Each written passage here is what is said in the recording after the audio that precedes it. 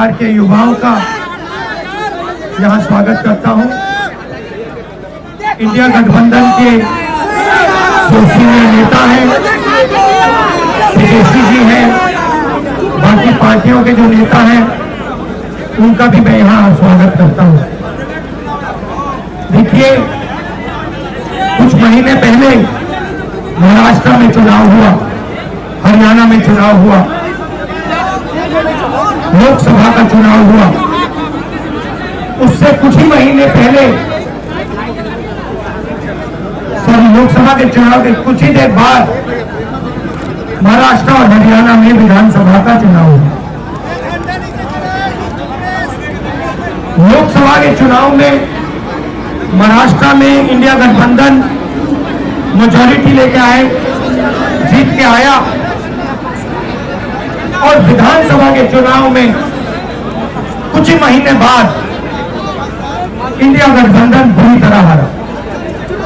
उस समय हमने कुछ ज्यादा बोला नहीं, मगर हमने काम शुरू किया। 21वीं सदी है, डेटा की सदी है, डेटा की सेंचुरी है। हमने डेटा देखना शुरू किया, और जैसे ही हमने डेटा देखना शुरू किया, हमें पता लगा कि लोकसभा में और विधानसभा में 1 करोड़ नए वोटर शामिल हुए। मतलब विधानसभा में 10% ज्यादा वोटरों ने वोट किया। और जब हमने पता लगाया कि ये वोटर कहां से आए, ये कौन है, तो आश्चर्य की चीजें निकली। हर कंस्टिट्यूएंसी में जहां भी वोटर बढ़े, जिन जिन कंस्टिट्यूएंसीज में वोटर बढ़े, वहां पर बीजेपी जीती। सारे के सारे वोट, जो नए वोट आए, वो सारे के सारे बीजेपी को गए। एक बिल्डिंग में 4000 5000 वोटर रजिस्टर हुए। गरीबों के वोट काटे गए। और जब हमने इलेक्शन कमीशन से कहा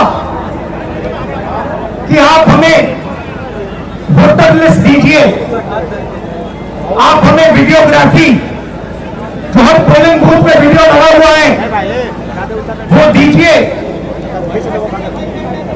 इलेक्शन कमीशन बिल्कुल शांत हो गया, चुप हो गया, एक शब्द नहीं कहा।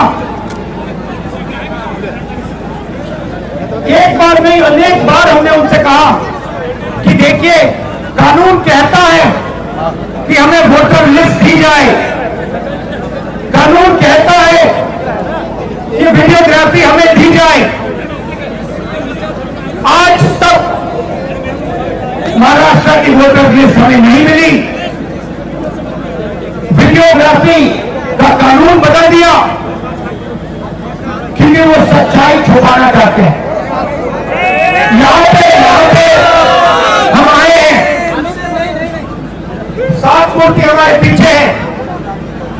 यहां लोग शहीद हुए, संविधान के लिए शहीद हुए, और संविधान में लिखा है कि हिंदुस्तान के हर नागरिक को, चाहे वो किसी भी जात का हो, किसी भी धर्म का हो,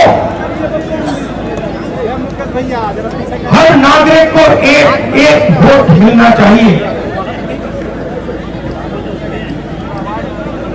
इलेक्शन कमीशन, मैं आपको साफ बोल रहा हूं, और आप जानते हो, मैं बिना बात को समझे, बिना गहराई में जाकर मैं नहीं बोलता हूं। मैं हिंदुस्तान की जनता को और बिहार की जनता को कह रहा हूं कि महाराष्ट्र का चुनाव चोरी किया गया था, और जैसे महाराष्ट्र का चुनाव चोरी किया गया था, वैसे ही बिहार का चुनाव चोरी करने की कोशिश की जा रही है। देखिए, उन्हें पता लग गया कि हमने महाराष्ट्र मॉडल समझ लिया है, इसीलिए वो अब नया परिवर्तन लाए हैं। और मैं आपको साफ बताना चाहता हूं कि ये गरीबों का वोट छीनने का तरीका है। ये और अगर ये इन लोगों को मालूम नहीं है कि ये बिहार है, ये बात समझे नहीं है, ये बिहार है और बिहार की जनता ये कभी नहीं होने देगी। हमारे लोग इलेक्शन कमिश्नर से जाके मिले,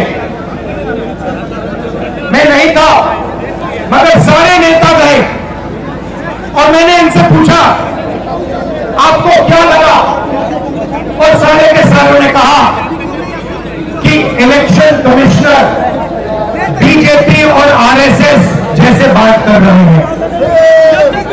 वो भूल गए हैं कि वो किसी राजनीतिक पार्टी के नहीं है, वो हिंदुस्तान के इलेक्शन कमिश्नर है और उनका काम इस संविधान की रक्षा करने का है।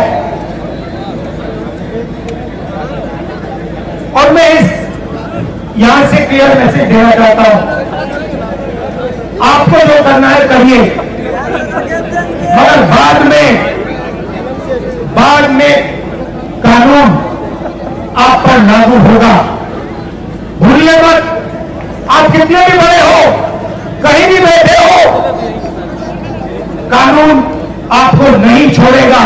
मैं आपको गारंटी दे रहा हूं कि कानून आपको नहीं छोड़ेगा। आपका काम बीजेपी का काम करने का नहीं है, आपका काम हिंदुस्तान के संविधान की रक्षा करने का है। आपका काम बिहार की जनता का जो वोट है, बिहार की जनता के दिल के अंदर जो है उसको पूरा करने का है, और आप अपना काम नहीं कर रहे हो। पहले इलेक्शन कमिश्नर सिर्फ बीजेपी नहीं चुनती थी,